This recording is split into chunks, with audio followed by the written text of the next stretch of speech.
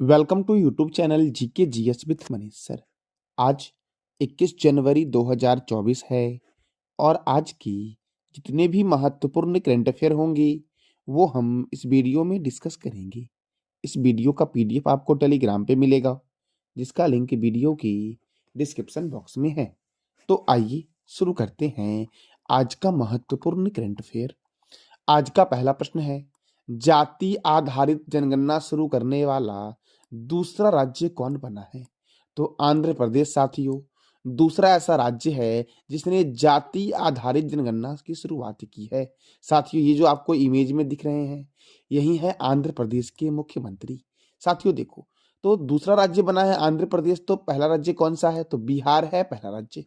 अब आंध्र प्रदेश, तो आंध्र प्रदेश की राजधानी क्या है? अमरावती। आंध्र प्रदेश के गवर्नर कौन है? एस अब्दुल नजीर। और आंध्र प्रदेश के मुख्यमंत्री कौन है? Y S Jagan Mohan Reddy. आंध्र प्रदेश की स्थापना साथियों कब हुई थी? तो ये बताना है कमेंट बॉक्स में आपको। आंध्र प्रदेश में राज्यसभा 11 है और लोकसभा 25 है। भाषा के आधार पर गठित होने वाला पहला राज्य कौन है? तो आंध्र प्रदेश है। आंध्र प्रदेश के महत्वपूर्ण नेशनल पार्क को देखते हैं। श्री वेंकटेश्वर राष्ट्रीय उद्यान आंध्र प्रदेश में है। पुलिकट लेक वन्य जीव अभयारण्य किस राज्य में है? आंध्र प्रदेश में। नागार्जुन श्रीशैलम वन्य जीव अभयारण्य कहाँ है साथियों? तो आंध्र प्रदेश में है और यह क्षेत्रफल की दृष्टि से भारत का सबसे बड़ा बाघ रिजर्व है। पापी कोंडा राष्ट्रीय उद्यान आंध्र प्रदेश में है। दक्षिण मध्य रेलवे का हेडक्वार्टर कहाँ है? सिकंदराबाद में है।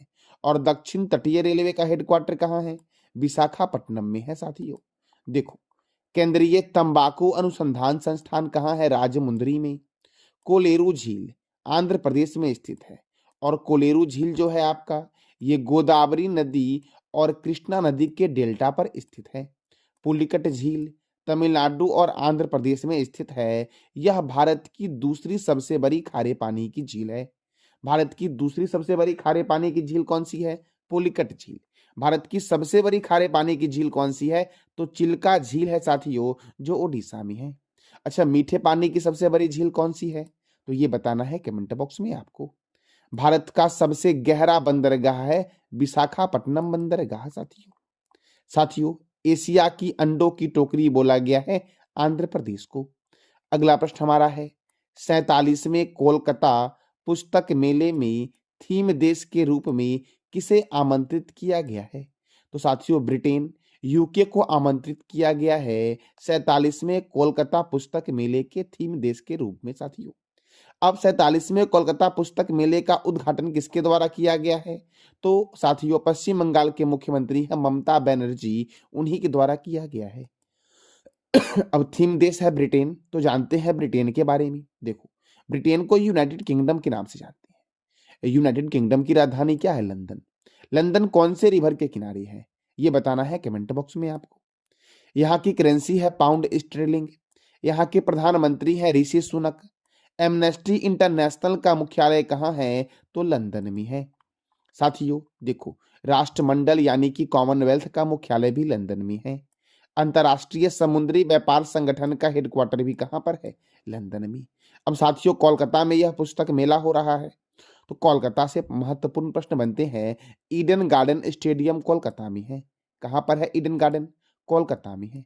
युवा भारती स्टेडियम या सॉल्ट लेक स्टेडियम कोलकाता में है। नेताजी स्टेडियम कोलकाता में है। डायमंड हावर महलों का शहर और भारत का टॉलीवुड के नाम से जानते हैं कोलकाता शहर को। कोलकाता बंदरगाह हुबली नदी पर स्थित है और यह एक नदीय बंदरगाह है भारत का साथियों। साथियों देखो, नेताजी सुभाष चंद्र बोस अंतरराष्ट्रीय हवाई अड्डा कोलकाता में है। बेलूर मठ कोलकाता में स्थित है और इसका निर्माण स्वामी विवेकानंद जी के द्वारा करवाया गया था। साथियों अभी हाल ही में 12 जनवरी को मनाई गई है स्वामी विवेकानंद की जयंती और इसी जयंती के उपलक्ष्य में 12 जनवरी को राष्ट्रीय युवा दिवस ही मनाया गया है। तो आपको बताना है राष्ट्रीय युवा दिवस का थीम क्या था इस बार। साथियों भारत का सबसे बड़ा जो चिड़ियाघर है वो है जूलॉजिकल गार्डन कोलकाता। और कोलकाता कौन से रिवर के किनारे है? ये बताना है कमेंट बॉक्स में आपको। साथियों बिंग्स इंडिया अवार्ड्स 2024 के लिए किस हवाई अड्डे को सम्मानित किया गया है?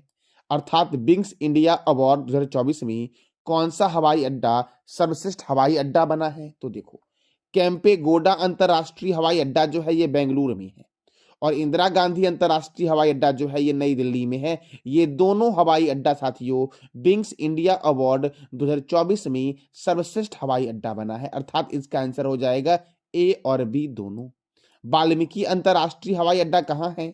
तो अयोध्या में है वाल्मीकि अंतरराष्ट्रीय हवाई अड्डा साथियों अब देखो, विंग्स इंडिया अवार्ड्स, मैंने 3 दिन पहले ही इसके बारे में बताया था कि विंग्स इंडिया 2024 जो है ये विमानन महोत्सव है, और इसकी मेजबानी जो की गई है वो बेगमपेट हवाई अड्डा हैदराबाद में की गई है। बेगमपेट हवाई अड्डा कहाँ है? हैदराबाद में। और इसका उद्घाटन जो किया गया था वो केंद्रीय नागरिक उड्डयन मंत्री ज्योतिरादित्य सिंधिया के द्वारा किया गया था। और इस साथियों महोत्सव में स्काईवेज एयर सर्विस ने सर्वश्रेष्ठ कार्गो सेवा का पुरस्कार जीता है। साथियों अब जानते हैं कुछ महत्वपूर्ण हवाई अड्डे के बारे में, जैसे कि गोपीनाथ बारदोली अंतरराष्ट्रीय हवाई अड्डा, ये कहाँ पर है? तो ये गुवाहाटी में है। इंदिरा गांधी अंतरराष्ट्रीय हवाई अड्डा कहाँ है? नई दिल्ली में है। छत्रपति शिवाजी अंतरराष्ट्रीय हवाई अड्डा कहाँ है? मुंबई में। नेताजी सुभाष चंद्र बोस अंतरराष्ट्रीय हवाई अड्डा कोलकाता में है। अन्ना अंतरराष्ट्रीय हवाई अड्डा चेन्नई में है, और चेन्नई को बोलते हैं सुपर प्रसारित नगर। साथियों बाबा साहब अंबेडकर अंतरराष्ट्रीय हवाई अड्डा कहाँ है? नागपुर में है। कहाँ पर है? नागपुर में। साथियों सरदार पटेल अंतरराष्ट्रीय हवाई अड्डा अहमदाबाद में है। चौधरी चरण सिंह अंतरराष्ट्रीय हवाई अड्डा कहाँ है? तो इसका जवाब देना है कमेंट बॉक्स में आपको साथियों। लाल बहादुर शास्त्री अंतरराष्ट्रीय हवाई अड्डा वाराणसी में है। श्री गुरु रामदास जी अंतरराष्ट्रीय हवाई अड्डा अमृतसर में है। साथियों राजीव गांधी अंतरराष्ट्रीय हवाई अड्डा कहाँ है? हैदराबाद में। और बेगमपेट हवाई अड्डा ये भी हैदराबाद में ही है। वीर सावरकर अंतरराष्ट्रीय हवाई अड्डा पोर्ट ब्लेयर में है। देवी अहिल्याबाई होलकर अंतरराष्ट्रीय हवाई अड्डा कहाँ है? तो ये बताना है कमेंट बॉक्स में साथियों कमेंट बॉक्स में आप जवाब दिया करो। इससे क्या होगा, आप जितना अधिक जवाब दोगे आपको उतना ज्यादा याद होगा। इसलिए जब भी मैं कमेंट बॉक्स में कोई क्वेश्चन आपसे पूछता हूं तो उसका जवाब आप दिया करो, और वीडियो को शेयर भी किया करो, ताकि अधिक लोगों की साथियों मदद हो सके। अगला प्रश्न हमारा है, हाल ही में शिक्षा परिवर्तन के लिए माई स्कूल माई प्राइड अभियान किसने शुरू किया है? तो हिमाचल प्रदेश ने शुरू किया है। इसका आंसर क्या हो जाएगा? बी, कि माई स्कूल माई प्राइड अभियान किसने शुरू किया है? हिमाचल प्रदेश ने किया है। अब हिमाचल प्रदेश ने किया है तो देखो, हिमाचल प्रदेश की राजधानी क्या है? शिमला। हिमाचल प्रदेश के गवर्नर कौन है? शिव प्रताप शुक्ला। हिमाचल प्रदेश के मुख्यमंत्री कौन है? सुखविंदर सिंह सेखो। हिमाचल प्रदेश में राज्यसभा 3 है और लोकसभा कितना है? 4।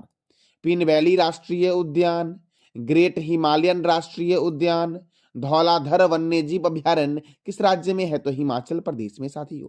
देखो, पिन वैली, ग्रेट हिमालयन और धौलाधर किस राज्य में है? हिमाचल प्रदेश में।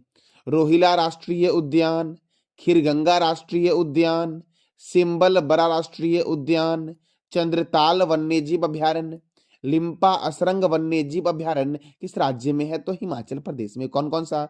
रोहिला, खीरगंगा, सिंबल बरा, चंद्रताल और लिम्पा असरंग वन्यजीव अभ्यारण्य हिमाचल प्रदेश में है। साथियों देखो, चमेरा जल विद्युत परियोजना रावी नदी पर है हिमाचल प्रदेश में। हिमाचल प्रदेश में 2 महत्वपूर्ण झील है, चंद्रताल झील और सूरजताल झील। कोल्ड डेजर्ट जैव मंडल हिमाचल प्रदेश में है। सावरा कुड्डू जल विद्युत परियोजना पब्बर नदी पर हिमाचल प्रदेश में है। और हिमाचल प्रदेश के ग्रेट हिमालयन राष्ट्रीय पार्क को 2014 में यूनेस्को के विरासत स्थल की सूची में शामिल किया गया है। यूनेस्को का फुल फॉर्म है United Nation educational scientific and cultural organisation. देखो, कोल डैम परियोजना सतलज नदी पर है।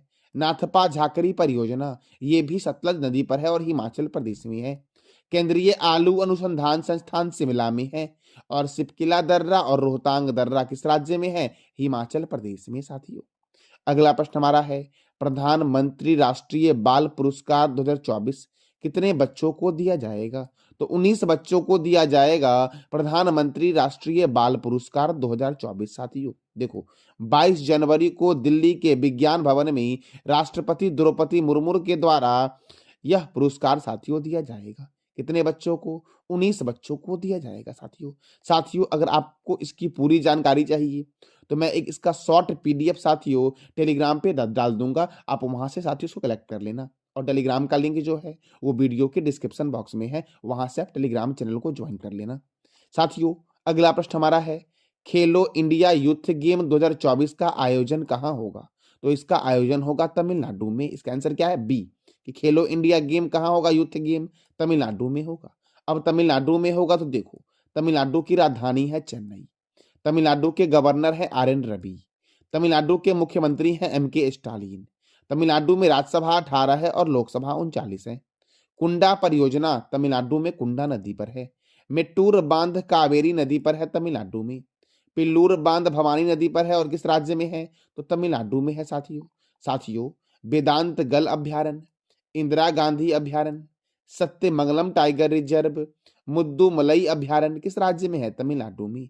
मन्नार की खाड़ी मरीन राष्ट्रीय उद्यान तमिलनाडु में है।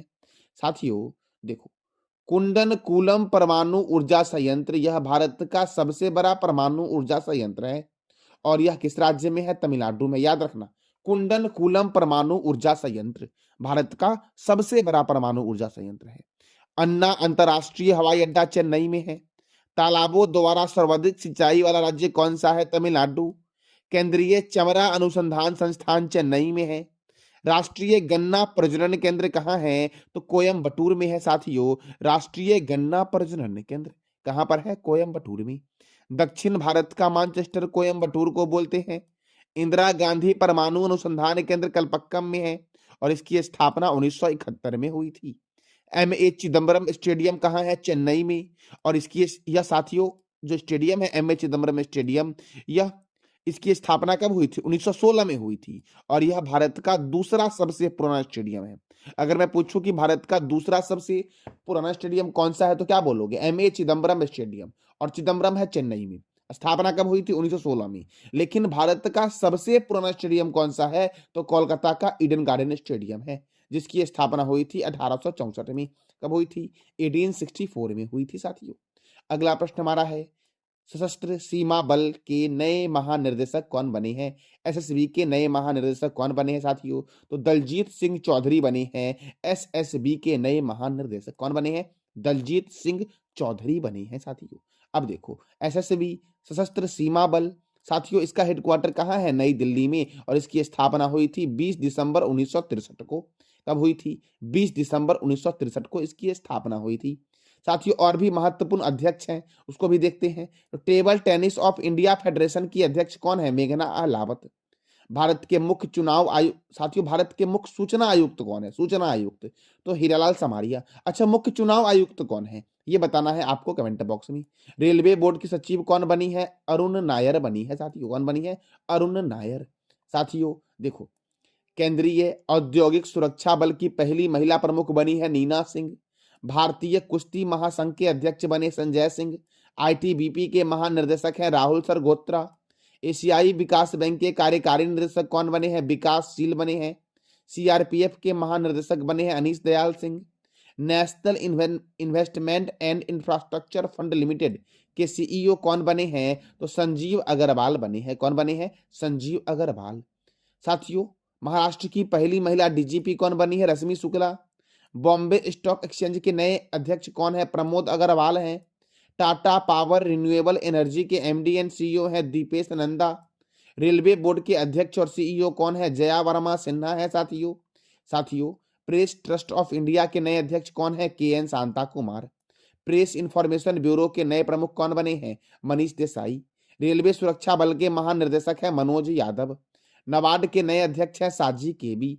भारतीय तटरक्षक बल के 25वें महानिर्देशक हैं राकेश पॉल साथियों। अशोक लीलैंड के नए एमडी एंड सीईओ कौन बने हैं? तो सीनू अग्रवाल बने हैं। कौन बने हैं? सीनू अग्रवाल साथियों। साथियों सीबीआई के नए निर्देशक कौन है? प्रवीण सूद। ट्विटर के नए सीईओ कौन बने हैं? लिंडा या कारिनो बने हैं साथियों। संघ लोक सेवा आयोग के अध्यक्ष कौन है? मनोज सोनी है। भारतीय प्रतिस्पर्धा आयोग की पहली महिला चेयरपर्सन कौन है? तो रवनीत कौर है साथियों। संघ लोक सेवा आयोग के अध्यक्ष कौन है? मनोज सोनी। कौन है साथियों? मनोज सोनी। ये था आज का हमारा महत्वपूर्ण करंट अफेयर और स्टैटिक। साथियों साथियों मैं प्रत्येक दिन आपसे 3 प्रश्न पूछता हूं वीडियो के एंड में। तो साथियों पिछली क्लास से मैंने पूछा था कि देश का पहला साइबर सुरक्षा केंद्र का उद्घाटन कहाँ किया गया है? चंडीगढ़ में किया गया है। रामायण बैक्स म्यूजियम का निर्माण किस शहर में किया गया है? तो अयोध्या में किया गया है। और रेलवे बोर्ड की सचिव कौन बनी है? तो अरुण नायर बनी है रेलवे बोर्ड की सचिव। साथियों साथियों आज भी मैं आपसे 3 प्रश्न पूछ रहा हूं, जिसका जवाब देना है कमेंट बॉक्स में। साथियों और साथियों इस प्रश्न के बारे में आप जो भी जानते हो वो सारी बातें आप कमेंट बॉक्स में बताया करो। इससे क्या होगा, आपका रिवीजन भी होगा और आपको याद भी होगा। आप जितना बार लिखोगे साथियों आपको उतना अधिक याद होगा। तो आप अवश्य कमेंट बॉक्स में जवाब दिया करो। देखो ट्विटर के नए सीईओ कौन बने हैं ये बताना है कमेंट बॉक्स में आपको। दक्षिण मध्य रेलवे का मुख्यालय कहाँ है? और तीसरा प्रश्न आपका तालाबों द्वारा सर्वाधिक सिंचाई किस राज्य में होती है? तो इस तीनों प्रश्न का जवाब देना है कमेंट बॉक्स में आपको। ये था आज का हमारा महत्वपूर्ण करंट अफेयर। जानकारी अच्छी लगी तो चैनल को लाइक करें, शेयर करें और सब्सक्राइब करें। साथ साथ बेल आइकन को भी दबा दें ताकि आपको डेली अपडेट मिल सके। धन्यवाद।